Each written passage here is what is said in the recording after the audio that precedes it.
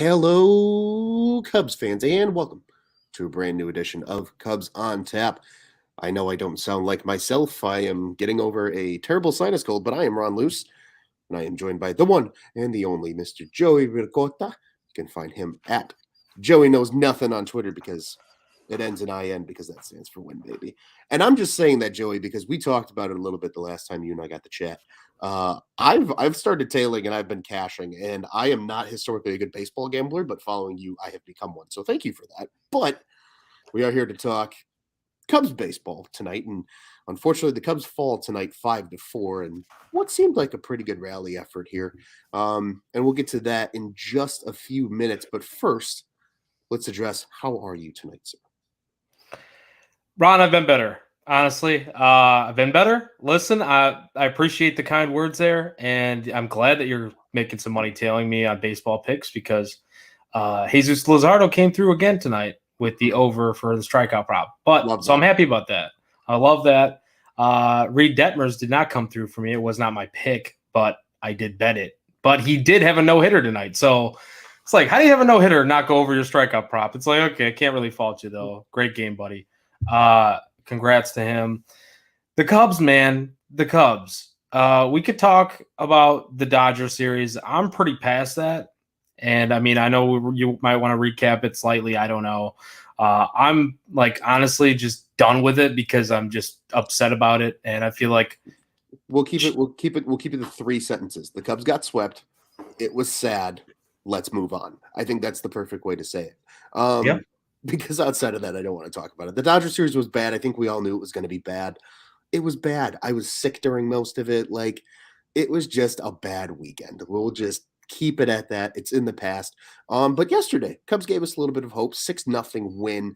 And Joey, we're going to touch on this a little more on tomorrow's show. We'll recap the series as a whole. But you brought up and you tagged Juice and I about Kyle Hendricks' changeup when he's in nicer weather. And it looked that way yesterday. 8 2/3 for him of scoreless balls, 7 Ks for him. That's a nice K number from his best of the season so far. Maybe outside of opening day, to be honest with you. So when that changeup's going, man, he is a treat to watch. So that's probably the biggest takeaway from that win yesterday. That is beautiful to see out of the professor. Diving, disgusting, tunneling, channeling, like Kyle Hendricks was absolutely elite. He was Kyle Hendricks, the professor. It was a masterclass last night, I should say. Actually, 2 nights ago now, because we were recording this Central Time, 12:20, on here on a Wednesday. But yeah, I mean, honestly, dude, Kyle Hendricks, he pitches like that. I saw Pitching Ninja's overlay, and it was incredible between that sinker the fastball. It might have been the 4-seam, actually. I'm not sure which fastball it was. It was either the sinker or the 4-seam mixed with the changeup, and it looked like the same exact pitch. Everything from the windup to the release to the tunneling of the baseball until the drop off. Incredible stuff last night from Kyle Hendricks in Game 1. And if he's going to continue to pitch like that, I mean, look, we saw it like we did on opening day. When he's on and that changeup's on and that command is on, he's still a very damn good pitcher. Like, this is still the Kyle Hendricks that we've been accustomed to seeing over the years. If he can pitch like that and tap into it. So maybe he's found that changeup again. He threw a ton of them too. He threw more changeups than any other pitch, and he's done that a couple times this season as well, just like he did opening day at the game we were at. So that was great to see because we were sitting here. I feel like he's listening to Cubs on Tap just like Patrick Wisdom does sometimes. Like when we start ragging on Patrick Wisdom, our boy Tyler likes to say here at Cubs on Tap, he likes to say that Wisdom is listening to Cubs on Tap. I think that Hendricks might be too, starting to follow the lead here. Like we were getting on him a little bit. Like, is this Hendricks? Is he falling off the rails? And maybe he's not. He just needed some time. He said, "Hold my beer." And let me show you what I can really do. And yeah, man, I totally agree with you.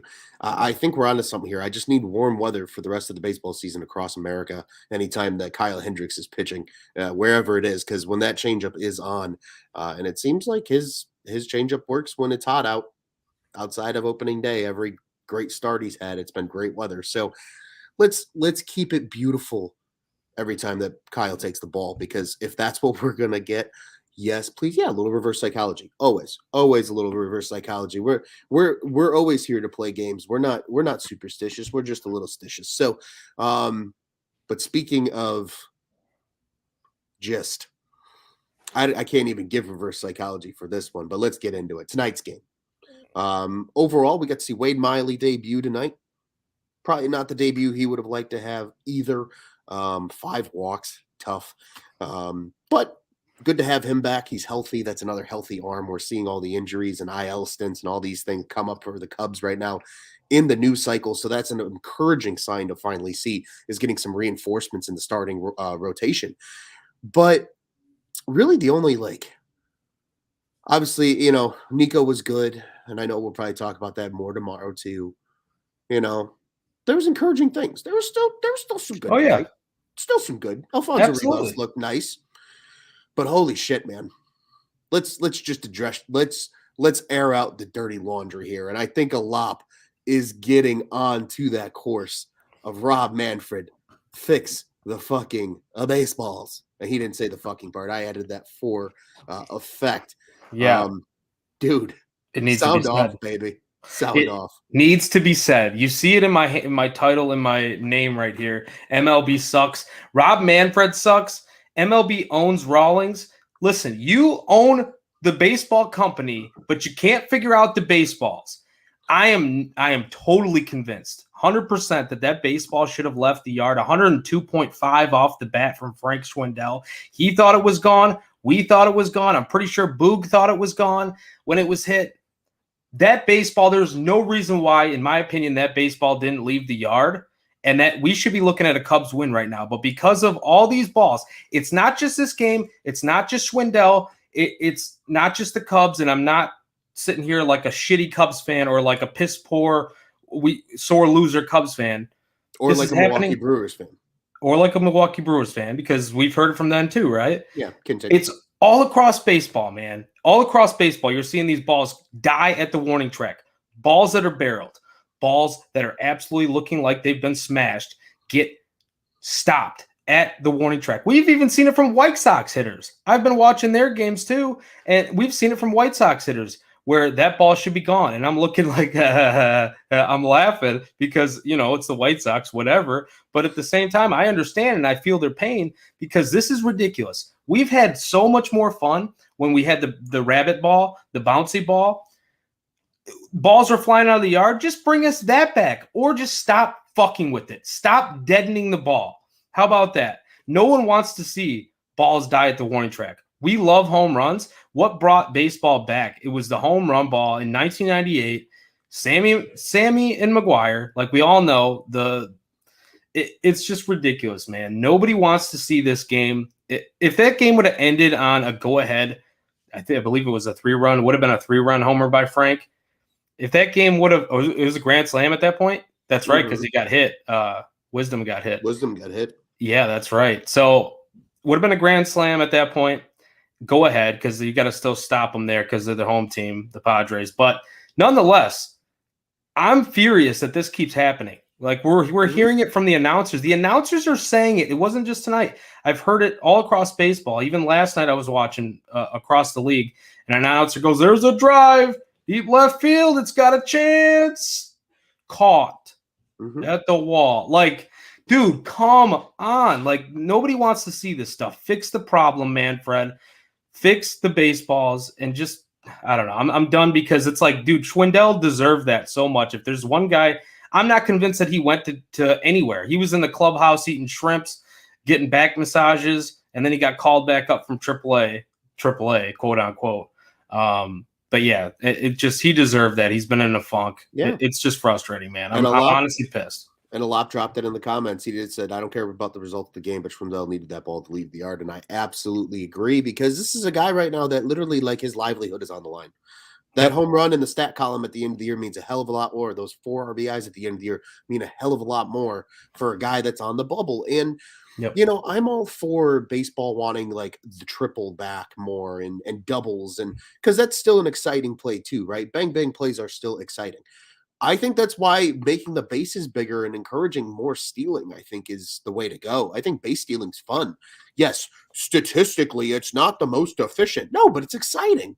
Take risks. Baseball is a game of risks. It's always a game of risks. Every decision you make. Look at tonight. He had Ian, I think it was Ian. No, it wasn't Ian Happ. Rafael Ortega running when Contreras had the full count. It wasn't 2 outs. He's like, they're trust that Ross is trusting his man to either not take the swinging strike or just take a strike. He's either walking or he's getting contact on the ball, and it ended up being a walk. But like, that's exciting, right? Because all of a sudden you see the guy going and you hear, oh, and the runner goes, and then everybody kind of get that little perk up, right? You're like the dog that just saw the squirrel run by the front door. Like, oh, what was that? Yep. Because that's really what it is, and that's what people want. It's that little excitement you get. Like baseball's that sport where things happen so quickly, and really, most sports are this way in some form or fashion. But like, it's that excitement raised, that little oof, that anxiety, that rush that you feel. Nothing is more exciting than a triple or a steal or like an attempted steal. Like right. Those are the most exciting plays in the game. And I am for those coming back more. But if they're trying to deaden the ball so much to do that, and you're taking away something that people still enjoy, which is the long ball, it's going to hurt the game. Mm-hmm. I mean, because how exciting was that tonight? I saw Frank get wood on that, and I'm like, there's no way. Dude. There's no way. I'm like, there is no way that Frank just took that AAA stint of 24 hours to heart and was like, son of a bitch, I'm fucking here and I'm putting this ball out of the yard. And then it's caught at the wall. And that's the thing. So here, Ron, so did you think it would? So this is, maybe I was off. Like maybe I was off and I just came in real hot because of what I've been seeing around the league. Did you think he got all of that ball? I don't know if he got all of it. He got all of it. Do you think he hit it out? Like enough where that ball should leave the yard. That's what I thought. Okay. And I get it. San Diego is more of a pitcher's park. It always has been, at least in my lifetime, it always has been. I get that. And I get that wall in left is a little higher than some walls around baseball. But like, come on. That ball's got to leave the yard. And even, let's be honest about Alfonso Rivas' home run. If homeboy in center field doesn't try to play it, that's not a home run. It's true. And then, but it probably should have been, but the balls. Yeah. Again, but the product that they're using. And again, it just kind of got lucky though. You're right. It furthers the point of why Rob Manfred is not good for baseball. And as soon as the owners recognize that, he will be gone because he's the talking head of the owners. And as soon as the owners get pissed off and they start to lose money, that's the thing though. Would you think that they will lose money? Because right now he's like looking for their every need, it seems like, with these owners, and like not every need, I guess I should say, but it's but see, then here's a bigger problem is if Manfred is just really a just puppet at this point, which, to an extent the commissioner is, but like if the owners of baseball want a more dead baseball, then to me, that's the owners just wanting to pay players less money and be cheap and ruin the sport. And that's a whole nother problem that we can address on another front. I mean, that's uprising and like full-blown boycotting baseball, to get some of these jagbags to sell these teams. But I don't know, man. I'm right there with you. It's frustrating. And again, because like Alop said, right, that could have been just confidence altering for Frank Schwindel, and we could have seen him go on a tear. Alfonso Rivas has a good night tonight. He gets a lucky bounce. Like, does that all of a sudden give, Rivas the further edge? I think he already had it, but it didn't help Schwindel at all. And again, like people, yes, the triple and stolen bases are exciting plays in baseball. And I think the stolen base is happening more and more, and I love that.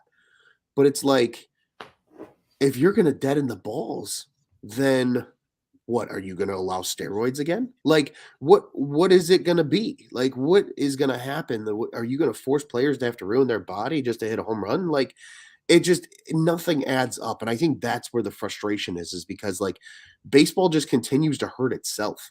Mm-hmm.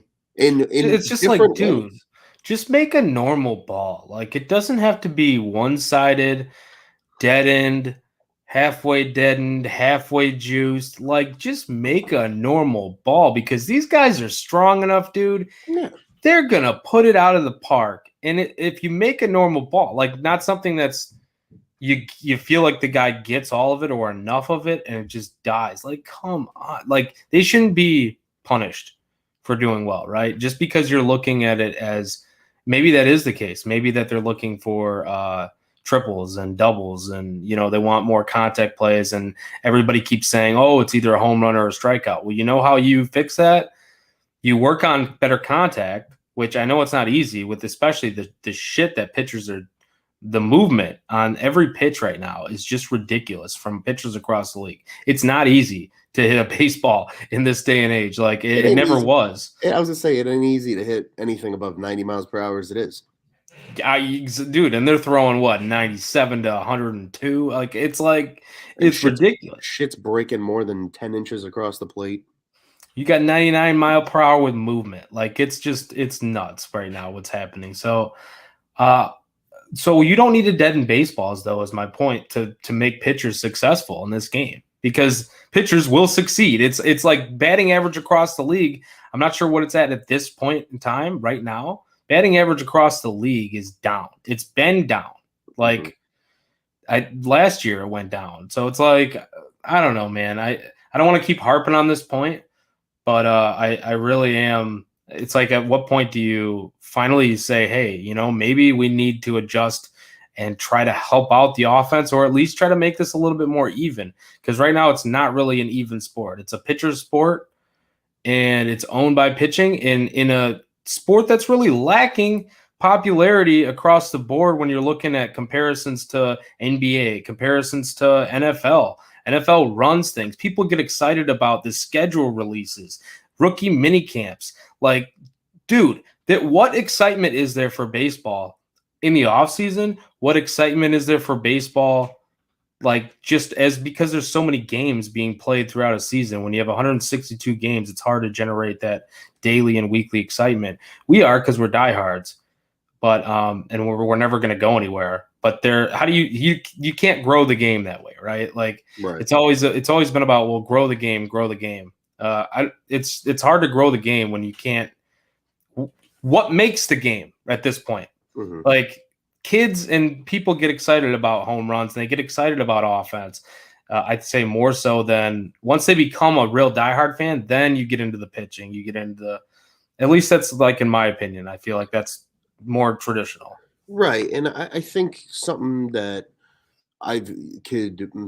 you can maybe compare it to other sports is like think about like with hockey, right? Like, to me, like the pitchers are the goaltenders. Your job is to keep the other team from scoring.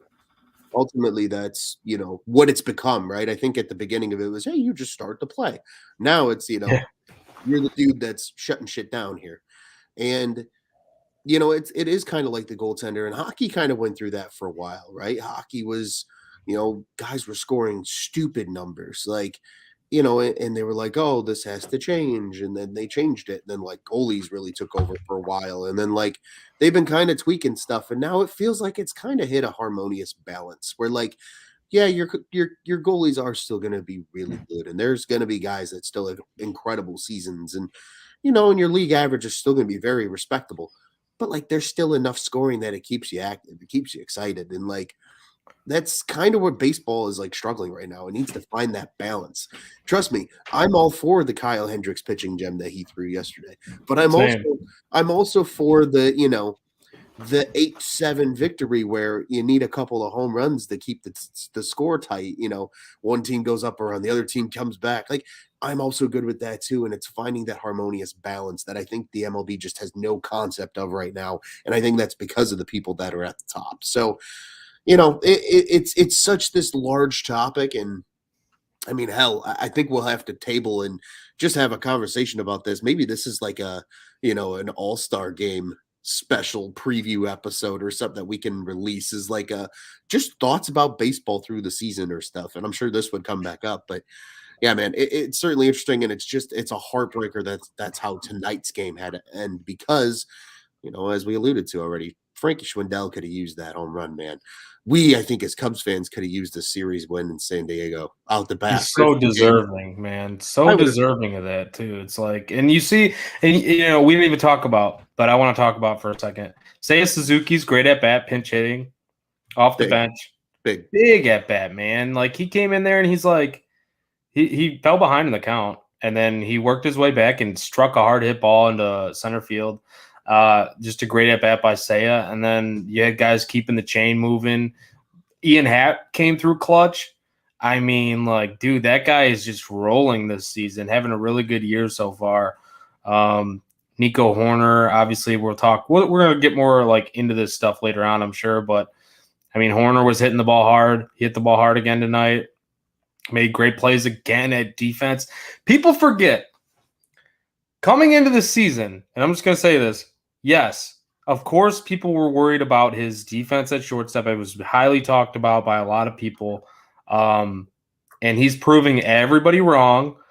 And people forget that he was drafted in the first round, the 2018 draft, as a shortstop out of Stanford, as a shortstop. And guess what? He could have been drafted ahead of Nick Madrigal. And he was drafted like 24th in his class. And Madrigal was drafted 4th. Right now, who's the better player? I'm not like trying to knock Madrigal, who's on our team, but like, and he just got hit the IL, and that sucks. But maybe this is a good reset for him too, to go on the IL at this point. Maybe he can reset the lumber a little bit and the hitting eyes, and kind of come back and get the timing back, and just refocus a little bit more, because he was even striking out a little bit more than I think anyone was expecting really from Madrigal. So, but anyways, I really think what Nico Horner is doing and has done so far this year is really impressive and needs to be highlighted. Like, absolutely get the coloring ink out and just highlight it and say, this is a guy that looks like right now, and when he's been healthy, he's looked like a guy that can stick on this team and really be a part of this team when we get good. Mm-hmm. Absolutely. And I totally agree with you. I love everything you said about Nico. And I'm sure, like you said, we're going to dive into that. Tomorrow's show will be a little longer. We'll have Juice here. Joey, we're hoping you'll be here as well. I know you said you got some things going on. We'll figure out who's on the show tomorrow. But tomorrow's show, a little more in depth. I'm sure Nico is going to be a big bright spot that is discussed. But I agree. I think everything you said about tonight's game was perfect. He and this is what I told people. I remember I had this conversation multiple times with my dad in the offseason. He was like, so you're going out and you're signing either X and X guy at short. And I'm like, why is Nico not okay at short? And he's like, well, he's not a shortstop. I was like, why? He was drafted as a shortstop. Everyone wrote him off, man. Yeah. But I said it. I was like, for the time being of where this team is, Nico is a fine shortstop. And honestly, he's outplaying what I thought he was going to do when I was still saying he was a fine shortstop. He is a good player. Just because he doesn't look like the prototypical guy and he's unproven doesn't mean he can't be a good fucking shortstop. Javier Baez, when he first came up, was playing second base. Remember? People weren't even expecting him to go back to shortstop. Right. And then he went back and everybody, you know where I'm going with that about his you build strength. Dude, you build strength. Like, these guys build strength as they come up and develop. Horner did that. You see the arm strength is totally there with the jump throws and like the instincts and him keeping the glove on the guy, sliding into second base. Like, your shortstop is your best player normally, like all around best player. Defensively, most complete player. It's usually the shortstop. Like, even like growing up, right? If you were a good baseball player, like a good, well-rounded shortstop, you probably played some shortstop. Like, that's just, and everybody knows this. And if Horner could play third, he could play second. Like, he could probably play. He's played in some outfield. He could literally do anything. He is a ball player. And for us to put those limits on him and say that he couldn't play shortstop, not us, like me and you, but like the collective us as Cubs fans, yes. Yeah, it was a little bit early. Like, I think people jumped the gun. I don't think we should have really put the limits there. I think everyone just really was enamored with the shortstop class, if I'm being dead honest. Like, the free agency shortstop class, people just loved it and were like, we need a piece of Correa. We need a piece of Story. And Look, so Cubs, far they haven't killed it. I mean, what have those guys really done so far this season? So, I mean, Cubs fans are just greedy, Joey, and we know we are as the collective we. But I'm right there with you, man. I was a guy that was for Nico being the shortstop. I was like, if Correa wants too much and they don't get somebody that's actually worth a damn and they don't get that short contract, Nico's your shortstop, bro. Because then when the time comes, if you need to move him somewhere, he has the versatility where you can. And oh maybe yeah. you never have to. Maybe, Triantos becomes a third baseman and maybe Howard becomes a second baseman. Maybe some of these other kids don't work out at short. Not every prospect's going to work out. Having Nico that can play everything, maybe he's your Ben Zobrist to the next competitive team. Like, there's, and guess what? Guess what Benny played a lot of when he was a Tampa Bay Ray? Fucking shortstop. So knock it off to everybody that doesn't think Nico Horner's a shortstop. I'm sick and tired of fucking hearing it because Nico Horner's a shortstop and he continues to show it. But man, it just I love that I we were love able that to end that energy. on a positive note because this game was very disappointing. A lot of good things though, like we said, Rivas had a good game. Horner had a good, has had a really good series so far. Um, and we'll definitely dive into that more with Juice a little bit on tomorrow's show. It'll be a little longer, obviously, with it being running late. Joey and I, we do need to go to sleep. We are not vampires, contrary to your popular belief. So West Joey, Coast baseball, man. West Coast baseball. West Coast baseball will mess you up as a Cubs fan. That is like the 3 trips out of the year that I like look at and groan ever so slightly when I see the start times. But I'll tell you what, man. I mean, better start time tomorrow. The Cubs and Padres are back at it as a 3:10 start. Oh, that's so nice. For the getaway day, Cubs are off on Thursday before they head out to Arizona for a 3-game stint with the D-backs on Friday. But as of now, pitching probabilities for tomorrow, it looks like TBD for the Cubs. I heard he's a really good ball player, Joey. I don't know about you, but Boog was suggesting it'll probably be a bullpen day on the broadcast, even though it's not confirmed. So maybe we see, Mark Leiter Jr., maybe we see somebody like that. And then they just work through the pen. I think we get a good dose of Keegan Thompson tomorrow. So that's cool and tough. I will certainly enjoy that because Keegan's just dirty and he's so fun to watch right now. But going on the other side for the Padres will be Nick Martinez, the 31-year-old. So far in the year, 2-2, 3.38 ERA, very respectable in his 5 starts. I'm waiting Numbers. for him to get crushed, man. I've been every game that he comes up, I'm like, this is this the day that Nick Martinez gets crushed? Please let it be the Cubs day, please. I like that. Yeah, let it be tomorrow. Let it be for a series win for the Cubbies. So Joey, I am going to turn it right back over to you really quick, and I want to hear just some short thoughts here on what you're looking for tomorrow. Obviously, we will recap this and talk about this all tomorrow night at some point. And then we'll do some fly the W players, and then we'll wrap this thing up and get the hell out of here. Yeah, I mean, just quick thoughts. I let's get a win. let's get a Love win. that.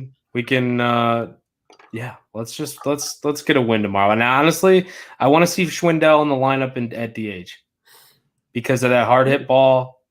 Maybe that helped his confidence because he thought it should have been out, and he can look back and say, "Hey, dead and ball, whatever." Like somebody can talk to him and be like, "Yeah, dude, that's probably a home run." And hopefully, he's like one of the guys that's listening to this podcast and just says, "Yeah, Reverse psychology.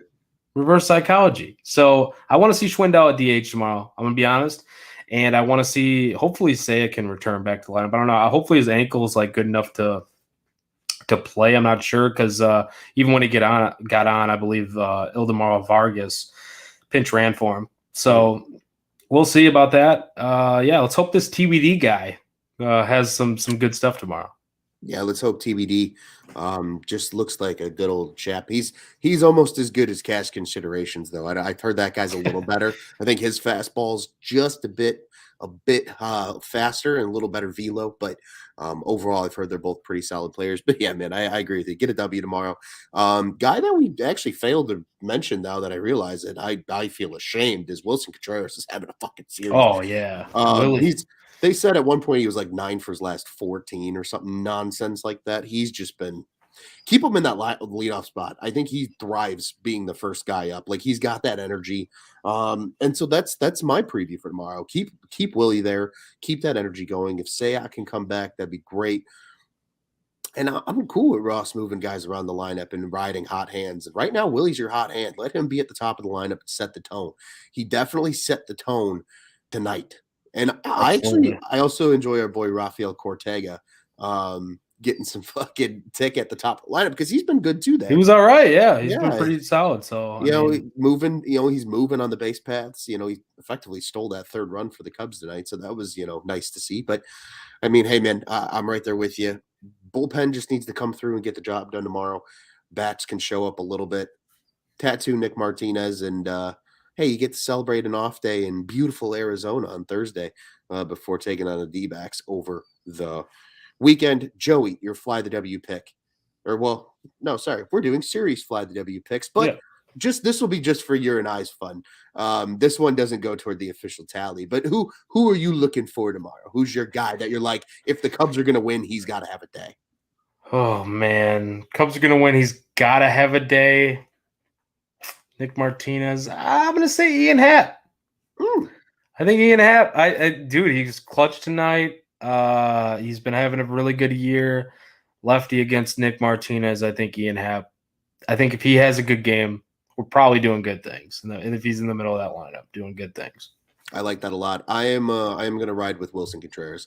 I think if he stays hot, they're going to find a way. And if he continues to stay hot, I don't know how you don't make him a part of your future plans. Yeah, extend the man. Extend the man. He just continues to prove why he's necessary to this team, not only for the now, but I think for the future as well. Really, the key will just be start moving him around if you need to keep him healthy. Start using him as the DH more if you have to. Do whatever it takes because the guy's infectious. That energy is something that you can't just have, right? You can't develop like you can develop talent. You can't develop energy. Certain guys have certain energy, and Wilson's one of those guys that has some of that BDE that you need on the baseball diamond. So I'm gonna go with Willie as my pick for tomorrow. He balls out, the Cubbies find a way to win. I like it. But Joey, before we wrap up, want to remind everybody Cubs on Tap, official Cubs podcast of the On Tap Sports Network. Check out all of our great work on tapsportsnet.com, at On Tap Sportsnet on social media. At Cubbies on Tap is where you can find the pod specific accounts on Twitter and Instagram.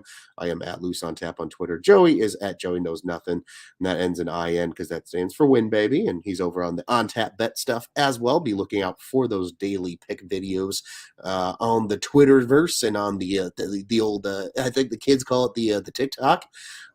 Be sure to check that out as well. I'm starting to lose my voice because, as I said, I'm not fully back yet. But you know the drill: Bears, Bulls, Blackhawks, Sox. We've got it all. www.ontapsportsnet.com, at OnTapSportsBet. Sportsnet on social media, the On Tap Sports Network. Go ahead and check out what's on tap in Chicago sports. Joey, it's always a pleasure, my man. Late night edition. Cubs fall in a very sad manner, but they got a chance to still win the series tomorrow, and then everybody gets a well-needed off day on Thursday before the D-backs over the weekend. So, sir, what do you say we get out of here the only way we know how to? Cubs on Tap. Let's go, Cubs. Let's go, Cubbies.